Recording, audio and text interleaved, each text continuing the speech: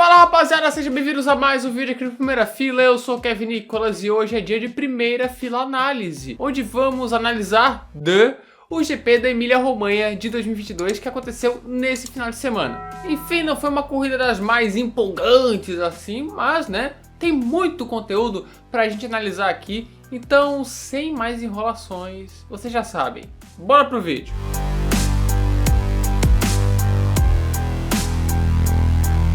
Ok, começamos com o fato de que tivemos chuva em praticamente todo o final de semana, cara, com exceção das sessões de sábado que foram o TL3, TL2 burro e a Sprint. E isso bagunçou o plano de algumas equipes, que eu acho que vocês até já sabem. Com a Mercedes, que foi muito bem no seco, fez um bom TL2 liderando com o Russell, só que na chuva, né, foi um desastre. E eu falei ali de Sprint, sim, esse era o primeiro fim de semana com a corrida Sprint, então era o primeiro fim de semana com aquele formato de quali na sexta-feira, somente 2 treinos livres, a Sprint no sábado e a corrida obviamente no domingo. E que tinha nova pontuação, né? Pontuação até o 8º colocado, onde era nessa sequência aqui, 8 pontos para o primeiro, 7 para o segundo, 6 para o terceiro, na sequência depois vem 5, 4, 3, 2 e 1. Ok, agora vamos falar do quali. No Q1 a grande decepção foram as AlphaTauris, tanto de Tsunoda quanto de Gasly, já que ambos foram eliminados na primeira parte do treino, e tivemos Lewis Hamilton se salvando de uma eliminação no Q1 por apenas 4 milésimos. 4, cara. No Q2, que começou com uma pista ali praticamente seca, Carlos Sainz rodou, bateu e causou bandeira vermelha. Logo ele que tinha potencial, um bom potencial, para conquistar a pole position. E como a chuva apertou durante a bandeira vermelha, o Q2 praticamente se encerrou ali. E com as duas Mercedes eliminadas, coisa que não acontecia desde o GP do Japão de 2012, quase 10 anos atrás. É óbvio, isso chocou muita gente, apesar do carro da Mercedes estar abaixo do esperado, né? Enfim. E após o seu estágio na Fórmula 3, Sebastian Vettel conquistou o primeiro Q3 da Aston Martin no ano, cara. Isso em sua segunda corrida. E aí chegamos no Q3, que foi inteiro com chuva, e Verstappen, que estava no lugar certo, na hora certa e do jeito certo, obviamente, muita técnica, cravou a pole position, onde depois dele fazer o primeiro tempo, houve um festival de bandeiras vermelhas. Inclusive a volta que deu a pole para o Verstappen, né, teve ali uma bandeira amarela no meio da volta, só que claramente ele tirou o pé, então não teve nada de errado. Sobre as bandeiras vermelhas, foram 5 no total, superando as 4 do GP da Hungria de 2016 e do GP do Azerbaijão de 2021, que eram os recordistas nesse quesito. Ufa, isso foi tudo no quali. Agora vamos para a sprint. Na largada, o Verstappen largou mal e Leclerc pulou para a ponta. E aí tínhamos o primeiro incidente de fato do final de semana, quando o Gasly tocou em Zhou e causou o safety car. Para mim, foi um incidente de corrida porque ambos erraram, né? Ambos tinham espaço para evitar o toque e não fizeram. Olhando na câmera do Gasly, parecia até que ele era o maior culpado. Mas aí tu olha na câmera do Zhou e percebe que ele tinha muito espaço à direita dele, que ele podia evitar o toque. Então, né? Para mim, o incidente de corrida foi a decisão correta e foi a decisão da direção de prova, ou melhor, dos comissários. A sprint foi muito boa de se assistir, foi até surpreendente, né, em Imola e tudo mais. Pérez e Sainz fizeram uma boa prova, chegando em terceiro e quarto, respectivamente. O Magnussen acabou sendo escalado durante a sprint, né, por ter tomado a decisão horrível de largar com os pneus médios. E na frente, Verstappen foi tirando diferença para cima do Leclerc e no finalzinho passou o Monegasco para tomar a liderança. Foi o final mais emocionante de uma sprint até hoje. E o Verstappen venceu então a sprint race. Mas agora vamos para a corrida, que era com pista molhada, mas não choveu durante a corrida. Então a pista foi secando gradativamente. Na largada houve o inverso da sprint. Leclerc largou muito mal e caiu para quarto, enquanto Verstappen largou bem e assumiu a liderança. E óbvio, houve o toque entre Sainz e Ricciardo, que a gente vai analisar aqui. Para mim, culpa total do Ricciardo, porque diferente do incidente Gasly e Zhou, aqui o Sainz não tinha pra onde ir. Olha só, vou dar o play aqui. Ó, o Sainz tá aqui.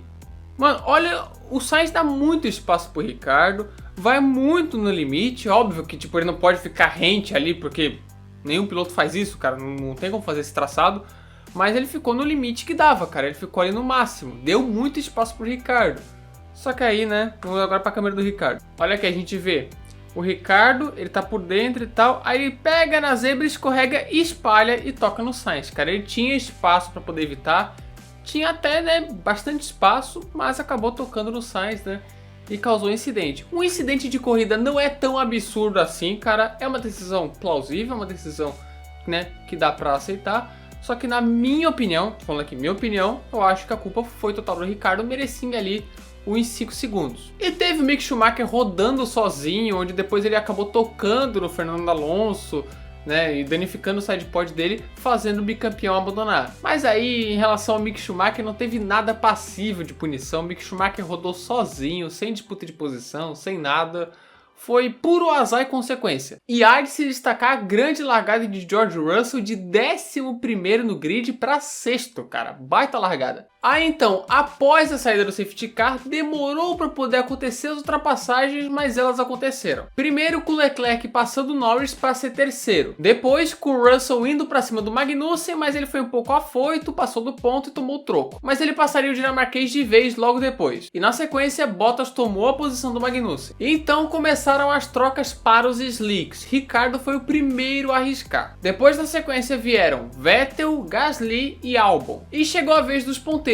Pérez foi o primeiro. E do 5º ao 14º, todos pararam ao mesmo tempo, que gerou uma zona nos boxes. Ocon acabou saindo de forma perigosa ali, obviamente não foi culpa dele, foi culpa da equipe, e tomou 5 segundos, o que é justo. E também a Alfa Romeo, que fez uma parada ridícula com Valtteri Bottas, 10 segundos de pit stop, que depois seria crucial para o resultado dele na corrida. Aí o restante que não tinha parado, parou nos boxes. Leclerc até voltou à frente de Pérez, mas aí o mexicano com pneus aquecidos passou o Monegasco. E aí veio o negócio do DRS demorar uma eternidade para ser liberado, que para mim foi uma decisão completamente sem noção, bicho. Até porque as condições de pista já estavam bem boas para aquilo, cara. A pista já estava bem seca. Vale lembrar que já tivemos DRS em condições de pista molhada mesmo, com pneus intermediários e tudo mais, como foi o caso do GP da Turquia de 2020. E vale lembrar que naquele GP da Turquia a pista estava com aderência zero, cara. Até com pista seca a aderência não existia. Fora que a zona de abertura de asa é no meio de uma curvinha leve para a direita, bem no estilo Imola, cara. Mas aí teve a justificativa do tipo,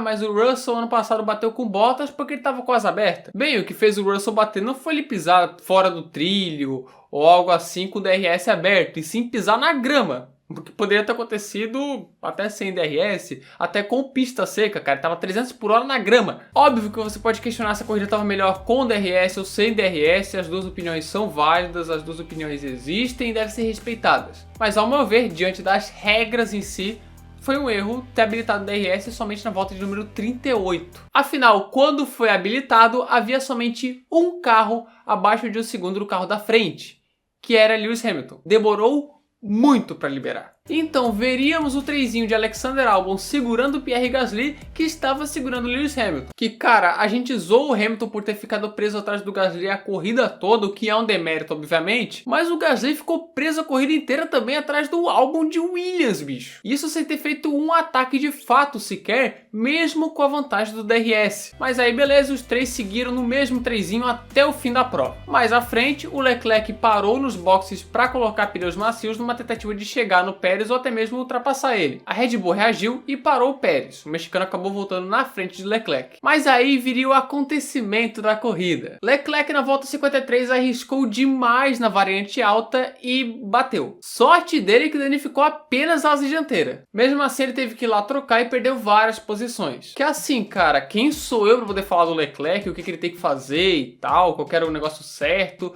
Mas assim, foi um risco desnecessário. Não valia a pena o Leclerc se arriscar tanto para poder passar o Pérez para ganhar 3 pontinhos no campeonato na quarta corrida, cara. Na quarta corrida. Tem mais 18 ou 19 corridas pela frente. Vacilou muito o Leclerc, cara. Não é para ter arriscado tanto. Depois ele recuperou as posições, chegou em sexto, mas né, foi tentar ganhar 3 pontinhos, acabou perdendo 7. E aí Verstappen venceu o GP da Emília-Romanha, dominou completamente o final de semana, fez a pole position no quali de sexta, venceu a Sprint Race, fez um Grand Chelem na corrida, cara, ele dominou de ponta a ponta. Pérez fez uma baita corrida e chegou em segundo, e Norris conquistou o primeiro pódio da McLaren no ano ao chegar em terceiro. E o campeonato agora segue tendo Leclerc liderando, porém a diferença que era de 34 pontos caiu para 27. E agora Verstappen é o vice-líder. Agora, meu amigo, vamos para as notas!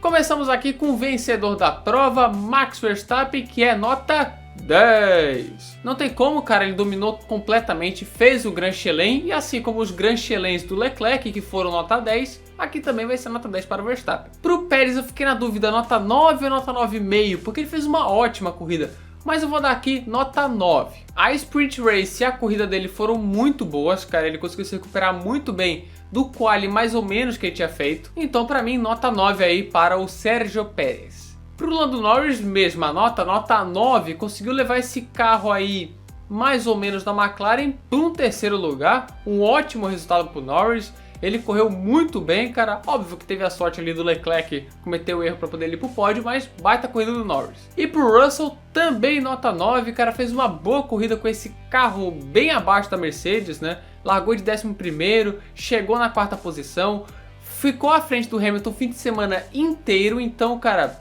ótima prova do Russell, 9. E pro Bottas, nota 9 também, cara. Tá que é um festival de nota 9 aqui também, né? Pelo amor de Deus. Ele fez um bom fim de semana, conquistou um 5º lugar com a Alfa Romeo, né? Foi bem na sprint, foi bem na corrida. Enfim, 9. Pro nosso querido Charles Leclerc, vou dar um 6, cara. Porque assim, se ele tivesse feito a corrida normal, sem o erro ali, poderia ser um 7,5, um 8, porque o fim de semana dele não foi lá muito bom, cara. Ele não fez a pole, ele na sprint perdeu a vitória pro Verstappen, na corrida ficou preso atrás do Pérez a corrida toda. Então iria ali pro 7,5, 8. Aí ele bateu, né? Vou ter que dar um 6 pro Leclerc, cara. Podia ser até mais baixo, mas 6. Pro Tsunoda, fiquei na dúvida entre um 8,5 e um 9, mas vou dar um 8,5. O japonês ele foi eliminado no Q1, mas fez uma recuperação espetacular. Chegou na 7ª posição ao final da prova, né? Muitas ultrapassagens. Foi um grande nome da corrida, então nota 8,5 para Yuki Tsunoda. Pro Sebastian Vettel, mesma nota, 8,5. Podia ser até um 9 e tal, né? Ele teve um fim de semana horrível na Austrália, fez um estágio na Fórmula 3, voltou e levou a Aston Martin pro Q3 e para os primeiros pontos da temporada, né? Fez 4 pontinhos, tá que o Stroll também pontuou, vou falar disso mais tarde, basta a corrida do Stroll, mas aqui o Vettel é 8,5. Pro Magnussen, nota 7. Assim, o Magnussen fez um baita quali, isso pesa bastante, mas ele fez uma sprint bem meia boca e uma corrida bem meia boca. Então assim, se esperava mais, ele acabou não entregando. Por isso que eu vou dar uma nota 7 para ele. Pro Stroll, cara, assim, o Stroll ele não foi tão espetacular quanto o Vettel foi no fim de semana, mas ele merece uma boa nota. Então eu vou dar aqui uma nota 8 para o Stroll. Pontuou também, conseguiu pontuar com essa carroça da Aston Martin, 10º lugar para o Lance Stroll. Fez um bom fim de semana, né, dentro das limitações.